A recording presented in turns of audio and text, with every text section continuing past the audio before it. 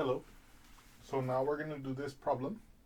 We're going to graph this quadratic, which is in vertex form. It is y equals 1/2, open parentheses, x plus 2 squared minus 8. Okay? And of course, as you know, our goal is to calculate the domain, the range, the vertex, the axis of symmetry, the X-Intercepts, the Y-Intercepts, and of course whether it opens up or down. Now, we're going to start with the domain because for all quadratics, the domain is negative infinity to infinity.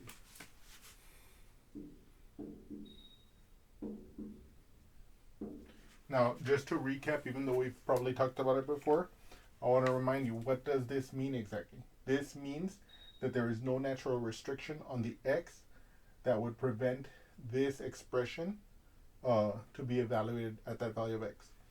So I can take any real number x, which is what we mean by saying from negative infinity to infinity. That means we're saying for any real number x, for any real number in this region, we can evaluate this expression to give a value of y, which is of course the associated y to that x value.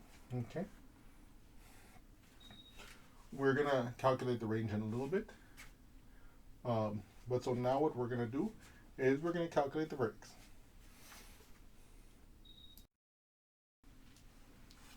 And so of course here we have our important data. Okay, let's read it together. A quadratic is said to be in vertex form if it can be written as y equals a, open parentheses, x minus h, close parentheses, squared plus k, where the a is non-zero, and with vertex hk. Now observe again, and I know maybe sometimes I sound like I'm a repetition machine or whatever, but I want you to observe that in the vertex, the h is not negative, or at least it doesn't have a negative sign in front of it, but in the inside of the parentheses it does. So here it's x minus h, and the x-coordinate of the vertex is h. However, the k, okay, on the outside is the same as the k in the y-coordinate of the vertex. And of course, if a is positive, then the parabola opens up. If a is negative, the parabola opens down. Okay. So the first thing we're doing, in other words, as we've already mentioned, is we're finding the vertex. Okay. Okay. I'm gonna copy this over here. Okay.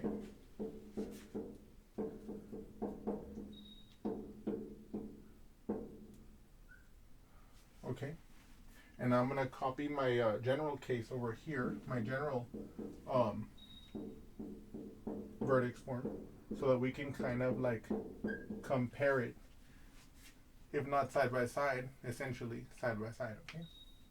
So we can see what is the a, what is the h, what is the k. Okay. So here I can see that my a is 1/2.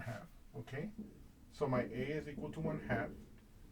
And I ask myself, is a positive or is a negative? Well, it's positive. And so that means that the parabola opens up, okay?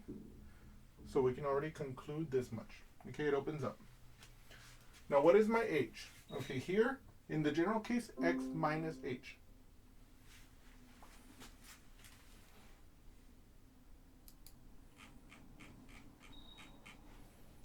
I apologize about that. Okay. So here I have x minus h. Here I have x plus 2. How is that reconcilable? Well, it's reconcilable if h is negative 2. Okay? Because then if I have x minus minus 2, I'll get x plus 2. Okay?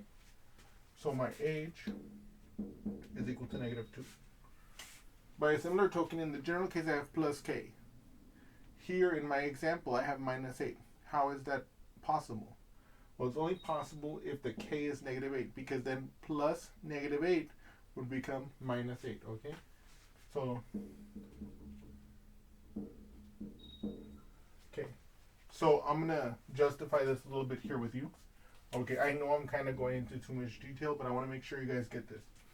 We know when we're dealing with positive and negative numbers that we can redefine subtraction in terms of addition, right? A minus b is equal to a plus the opposite of b, okay? So, like for example here, I'm claiming to you that h is equal to negative 2. So I'm going to look at what x minus h would be. So if h is negative 2, then x minus h would equal to x minus negative 2, okay? Okay, so now I'm going to use this rule to translate it. So this will give me x plus the opposite of the opposite of 2. Okay? Notice how I used this rule to go from this to this. Okay? The opposite of 2 is just 2. So this would become x plus 2. So this is, of course, assuming that h is negative 2. And that's exactly what we have inside. So if h is negative 2, then our choice of h, negative 2, causes the inside to be exactly what it should be. By a similar token, let's call this part of the expression d or whatever, right? Then what I'm going to say is I'm going to try to argue that d plus k, okay? In other words, I'm saying for the purposes of our discussion that this piece here is d, right? So d plus k, okay? Right? So here I'm saying if k is equal to negative 8, okay? If k is equal to negative 8, then d plus k is equal to d plus negative 8. Looking at this right-hand side, aha, look at that.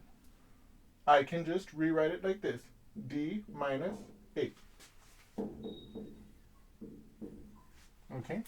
And of course, since d is just a stand-in for this part, you can see that it exactly matches this minus 8 with the choice of k equals negative 8. Okay? So now with that behind us, we can write down the vertex over here.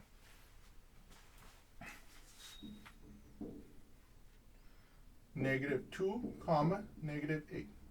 Okay? Okay. By the way, I hope you guys don't mind when I go into these little kind of like discussions. And, but I want to go through it with you anyway so you guys can get an idea of what's happening here. And so you guys can remember some things that may get lost over time. I don't want you to let go of those ideas. Okay.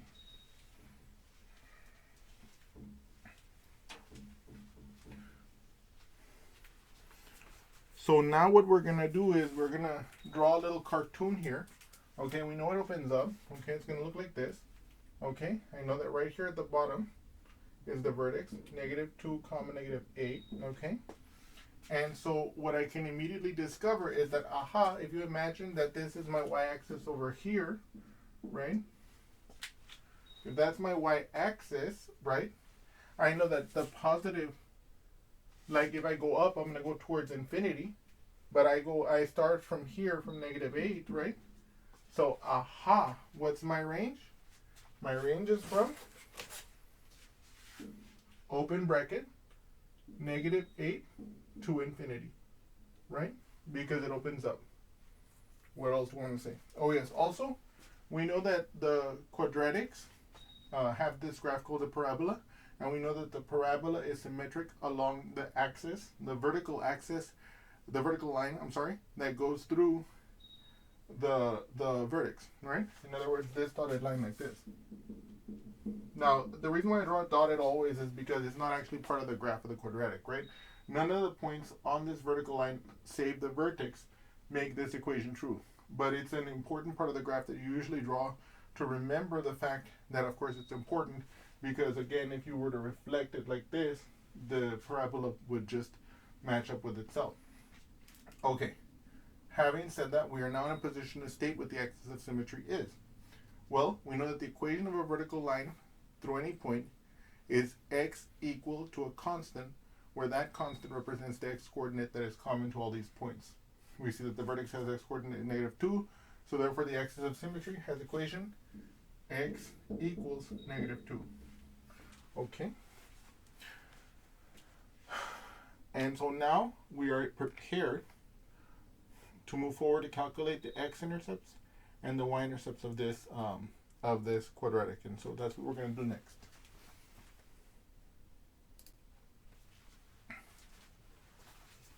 And so, of course, we recall the following rule that to find the X-intercepts of a function, we set y equal to 0 and solve for x. Okay? And so what we're going to do is we're going to take this expression and we're going to replace the y with a 0. Okay? So let's do that here. 0, okay, is equal to 1/2 x plus 2 squared minus 8. And now what I'm going to do is I'm going to solve this for x. Okay. How am I going to do that? So first, I want to get this square term by itself. So I have two problems there. First of all, it's being multiplied by 1/2, and second of all, it's the 8 is being subtracted from it. So how am I going to ameliorate this situation? So the first thing I'm going to do is I want to get rid of this 8. So how am I going to do that? I'm going to add it to the right-hand side, and I'm going to add 8 to the right-hand side, because negative 8 plus 8 will be 0. And if I add 8 to the right-hand side, I'm going to add 8 to the left-hand side. So let's do that. Okay? This becomes 8. I bring down my equal sign, bring down my 1/2, x plus 2 squared, and then of course this is gone. Is the square term by itself? Unfortunately not yet. So what am I going to do? Well, I want to get it by itself. It's currently being multiplied by 1/2. What's the opposite of multiplying by 1/2? Dividing by 1/2. So I'm going to divide it by 1/2 like this. Okay? And if I divide the right hand side by 1/2, I divide the left hand side by 1/2 also. Okay? And at this moment it's so this is as good a time as I need to remember this important rule. Whenever you divide by a fraction, you multiply by the reciprocal. So here I have inserted an example just for this part here. I'm going to take 3 divided by 1/4. Okay, I'm dividing by a fraction. So what am I going to do? I'm going to multiply by the reciprocal. So this is going to equal to 3 times 1/4. Okay? Do we know how to multiply this? We do not. Okay? But we can replace the 3 with a fraction by setting it as the numerator and 1 as the denominator, right? So this becomes 3 over 1 times 1 over 4. Okay? Like this. And do we know how to multiply fractions? Yes, of course. The product of two fractions is the fraction whose numerator is the product of the numerators of the fractions being multiplied, and whose denominator is the product of the denominators of the fractions being multiplied, okay? So that means in this case, it'll be 3 times 1, which is 3. Whoa, I forgot to write down this was actually 4 over 1, right? Yes.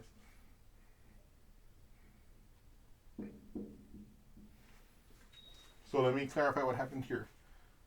I'm taking this and I'm dividing it by the fraction 1/4. So I have to multiply by the reciprocal. What's the reciprocal of 1/4? 4 over 1, right? And then that's like that. And then 3 times 4 is going to be the 12. And 1 times 1 is 1. And we recall that any fraction with 1 on the bottom is just equal to the numerator. So this is just 12. Okay? I apologize for that little snafu there. But I just wanted to show that to you before we actually apply it to the problem so you can see what's going on. And I want to make one brief point before we leave this example alone. Before we leave this example alone, I want to remind you of the meaning of division and how this example carries that forward. I know it's kind of out of place here, but I just felt like it was a good time as any to insert this back in. If we recall, for example, I want you to stick with me here a moment. If we recall that 48 divided by 6 equals to 8, right, we can think, oh yes, David, that's true because 8 times 6 is 48. But we can also think of it in terms of, if I take 48, the number of guests at my party, and I divide it by 6, let's say the number of people who can sit at my table, right? Then 48 divided by 6 is 8, means I need 8 tables, right? So in other words, if I look at 48 divided by 6 equals 8, I can say, okay, I need 8 groupings of 6 to equal to 48. Look at this. I need 12 quarters to equal 3. Is that true? I have 3 here, 3 pies. They're all delicious pies. I love pies. Okay. And in fact, if you count them, I have 1, 2, 3, 4, 5, 6, 7, 8, 9, 10, 11, 12 quarters to make 3 pies. Okay. So this exactly captures that same intuition. Okay. Anyway, we're going to leave that behind us now because it's not relevant, but I wanted to bring that back so we don't lose the idea of division, right? Because we're going to need it when we're solving problems. word problems, that is. So now here, I'm looking at 8 divided by 1/2. So whenever I divide by a fraction, I multiply with the reciprocal, right? So this is going to be 8 times the reciprocal, which is 2 over 1. And in this case, 1/2 divided by 1/2 is going to be basically 1. So I have 1 times this square term. So that's going to be just the square term, which is going to be x plus 2 squared. Okay? What is this? Well, this is going to be the same thing as, okay, 8 over 1 times 2 over 1. Using the same procedure that I did over there. Well, what is this? 8 times 2 is 16. 1 times 1 is 1. And so we can see that this is just going to be 16. Right? Let me summarize this calculation like this. So what we've just discovered is that x plus 2 squared equals 16. Now we're in business. The square term is by itself, and we can now do the opposite of squaring, right? What's the opposite of squaring? Square rooting. I'm going to take the square root of the left, and I'm going to take the square root of the right. When I take the square root of the left, I just get x plus 2. But when I take the square root of the right, and this is extremely important, I have to affix a plus minus, and then the square root of 16. Okay? Now we know that the square root of 16 is 4. Why? Because 4 times 4 is 16. Okay? So this will be plus minus 4. Okay? And so now, what we're going to do, okay,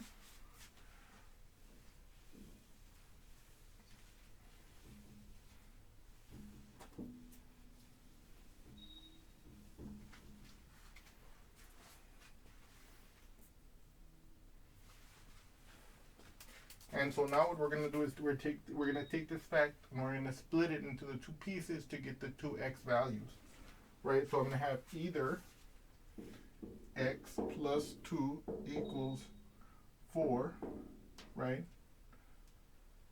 Or x plus 2 equals negative 4. Right? Okay. Now, if I take a look at this one, I can subtract 2, and I get x equals 2, right? And in that one, I can subtract 2, and I get x equals to negative 6. Okay? So these then are the x coordinates of my x-intercepts. Okay? So let me put those here.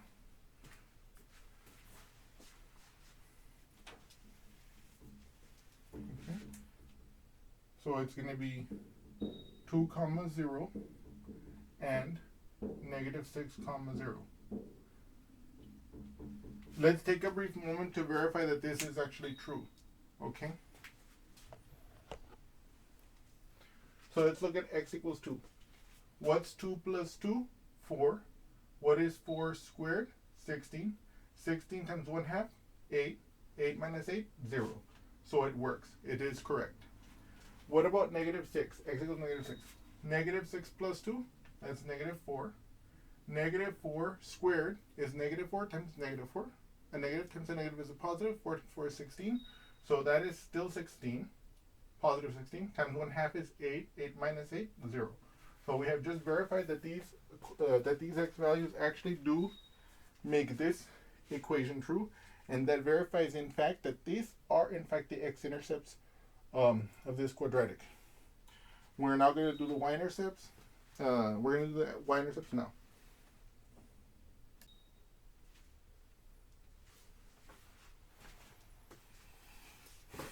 And so here we know that to find the y-intercept of a function, we set the x equal to 0 and solve for y.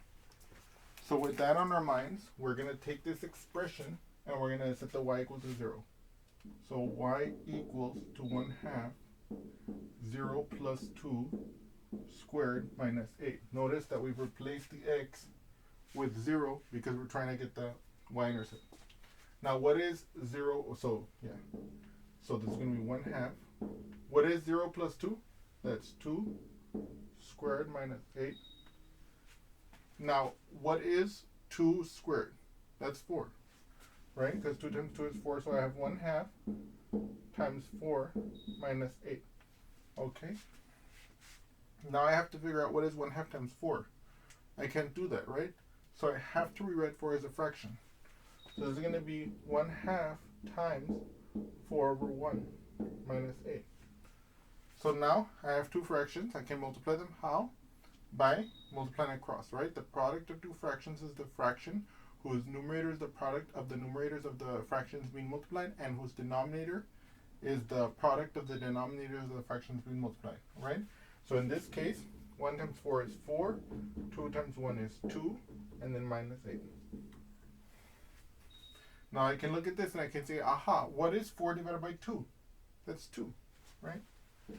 So this is the same thing as 2 minus 8. And what is that? Negative 6, right? So I can see that my y-intercept is going to be x equals 0 and y equals negative 6, okay? Okay. And so with that behind us, we're now prepared to make a little table, which we will now use to graph this quadratic, okay? And so here, there's a little bit of a discussion of the things we could do to do this, and yes.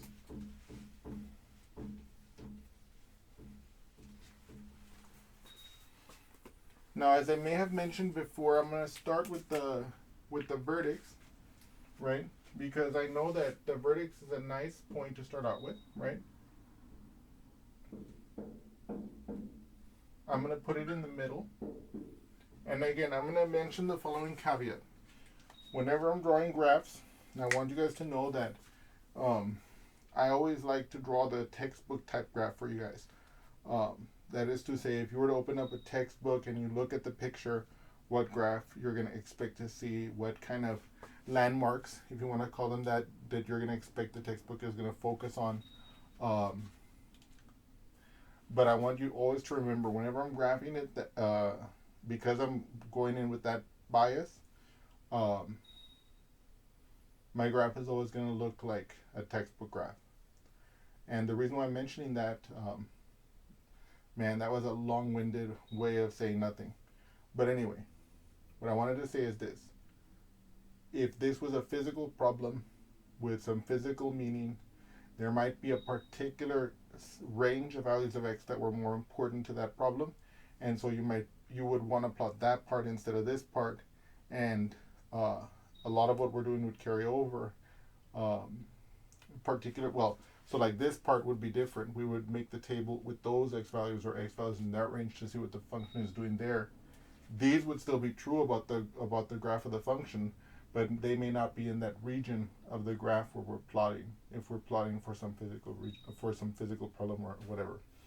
But so anyway, with that behind us, let us get started. All right? So the first thing I want you to do is I want you to always start with the vertex in the middle, right? And what we could do, and what we are going to do, in fact, is we're going to go 2 to the left and 2 to the right, okay? So this would be, let me see here.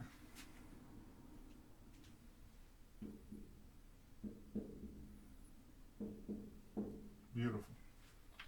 And then we're going to basically evaluate this equation, the function, if we want to use that terminology, at these x values to get the associated y values so that we can then plot these points in the graph paper, okay? Now, let me make a brief mention of the alternative, right? Because here I said, usually I'll go 2 to the left and 2 to the right from the vertex. But what we could do, and I mentioned this in the previous example, is that here, all of you know that this is the 1/2, right? So this could complicate matters for us if we want to plot it by hand.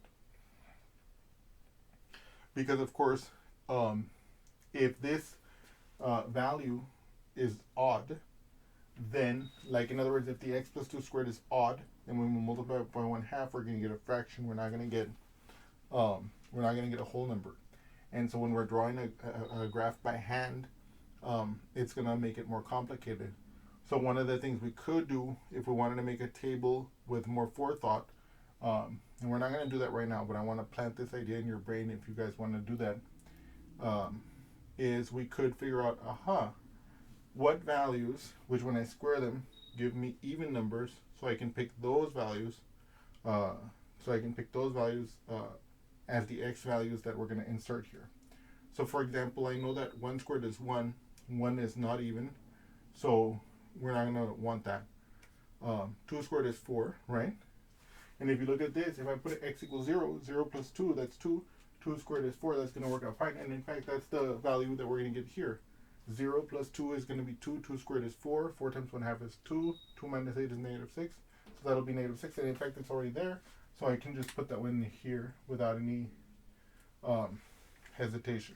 Okay, so in other words, we already calculated that one. I don't want you to think that we cheated there.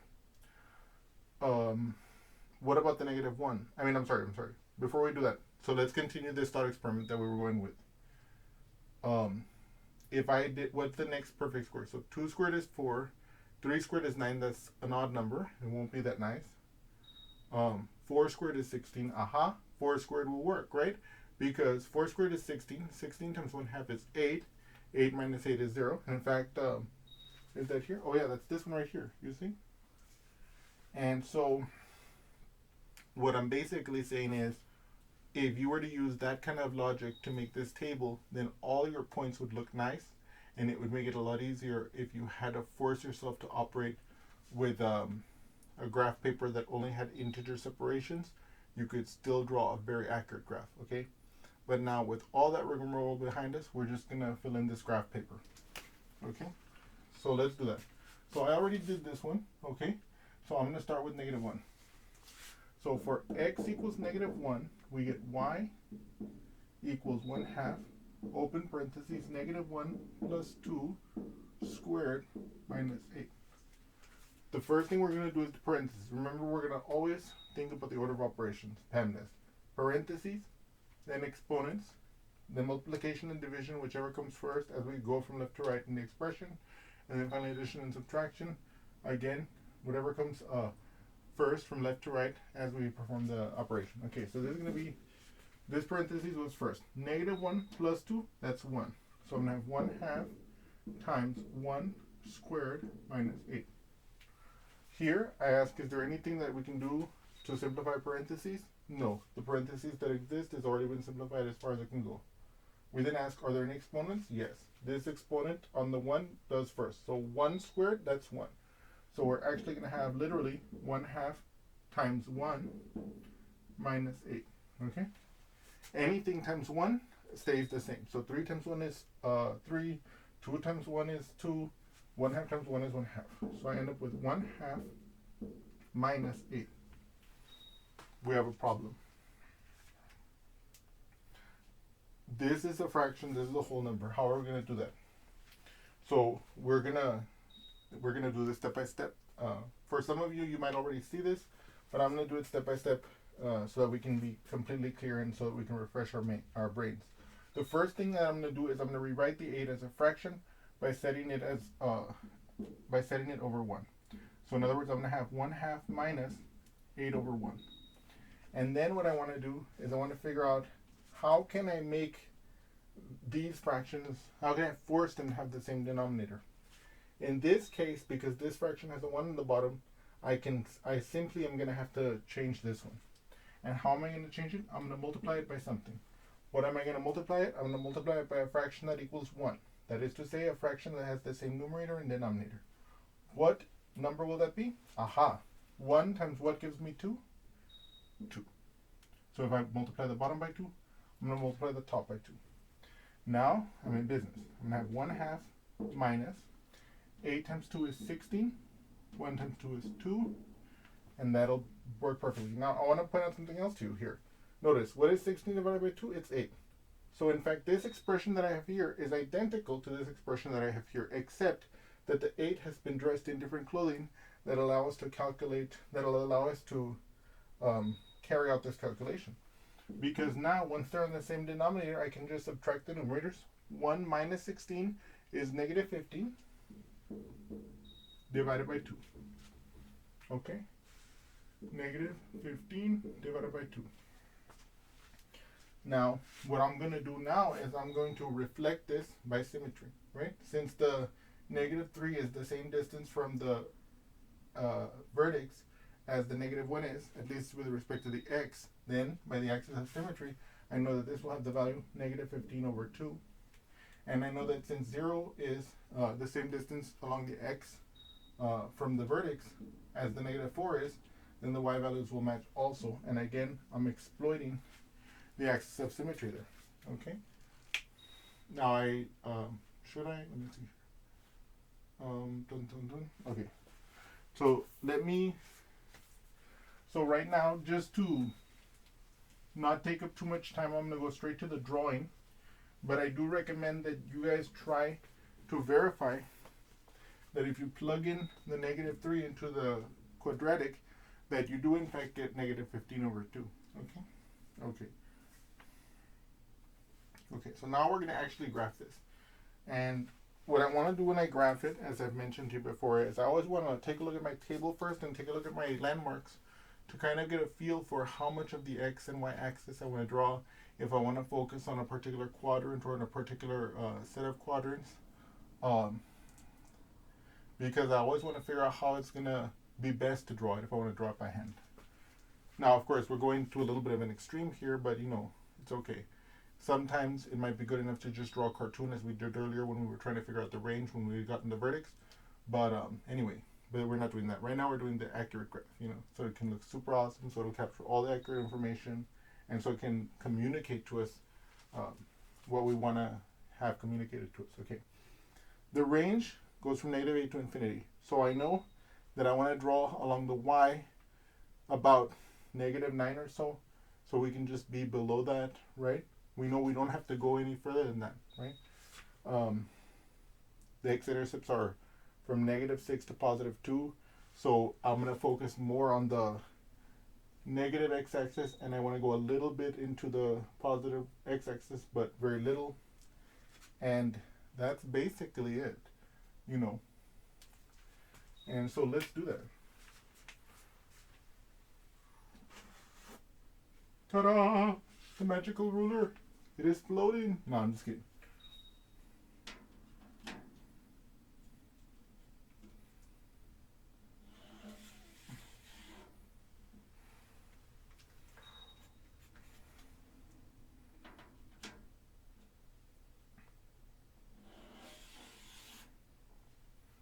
Okay. 1, 2, 3, 4, 5, 6, 7, 8, 9. -9, -8, and then 1, 2. So this is of course +2. 1, 2, 3, 4, 5, 6. So that's -6, right? So let me actually not mark that there. Okay. So let me mark that here for reasons that will become clear soon. And let me mark this one actually here as well. Okay.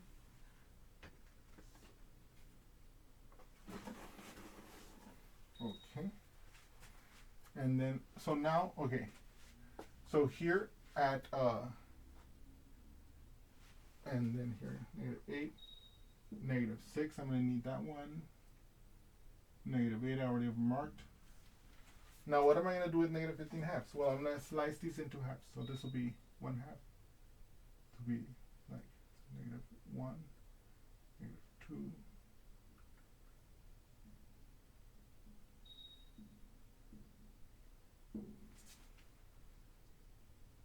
Okay, so watch this. What I did was I put tick marks in the middle of each of those because those will actually be halves, right? So I can count it by halves.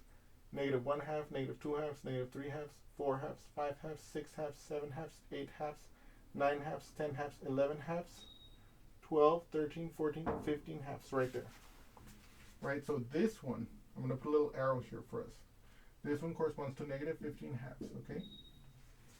Okay, so now we can plot everything. At 0, we have -6, so that comes here, okay? At -1, we go -15/2. So -1 is here. I come down to -15/2, so about right there, okay? At -2, we're at -8. So I'm -2, I go down to -8, right there. Okay. That's of course my vertex. At -3, I'm at -15/2. So it's going to be right here. Okay. And at -4, I have -6. So 1, 2, 3, 4.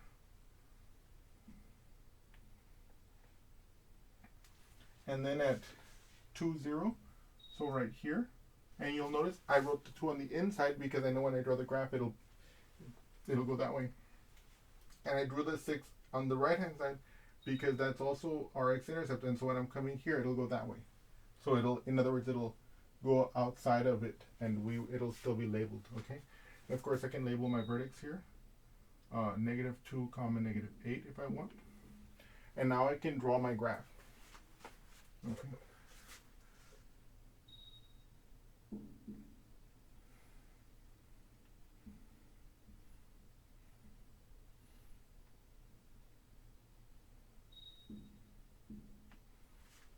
Wow, that's actually quite good.